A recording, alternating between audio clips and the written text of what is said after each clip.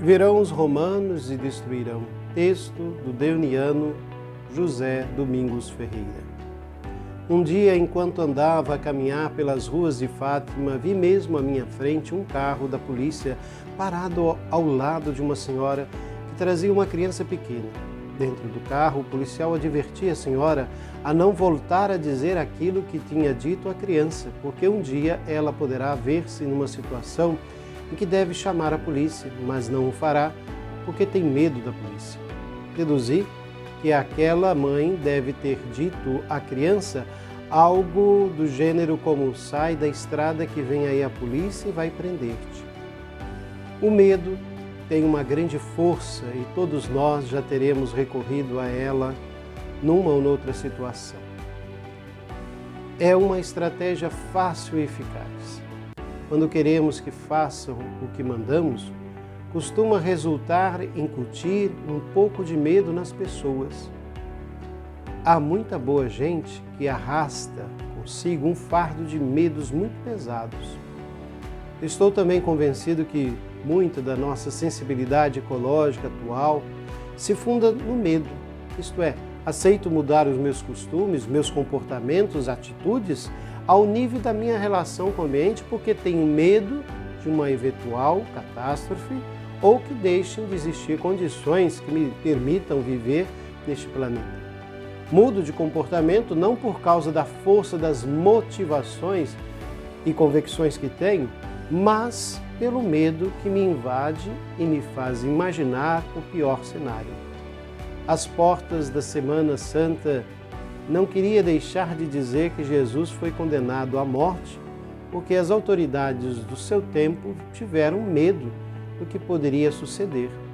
Se ele continuasse naquele registro por muito mais tempo, de fato, é o que escreve São João. Os sumos sacerdotes, os fariseus, convocaram então um conselho e diziam: que havemos nós de fazer, dado que este homem realiza muitos sinais miraculosos? Se o deixarmos assim, todos irão crer nele e virão romanos e destruirão nosso lugar santo e a nossa nação. Mas um deles, Caifás, que era sumo sacerdote naquele ano, disse-lhes: vós não entendeis nada, nem vos dais conta de que vos convém que morra um só homem pelo povo e não pereça a nação inteira? As autoridades religiosas começaram a temer o que poderia resultar dali. Rapidamente construíram um cenário fundado nesse temor, e é em função desse medo que os habitava que tomam uma decisão de graves consequências. Assim, opera o medo em cada um de nós. Não tenhamos ilusões nem pensemos que somos diferentes dos outros. Para além de tudo isto, encontra-se aqui um grande paradoxo.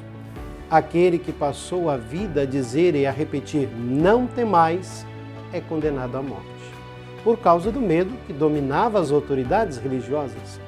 Aquele que vinha libertar a humanidade das suas cadeias, e o medo é certamente uma delas, morre cravado numa cruz, que é também a cruz dos nossos medos e temores.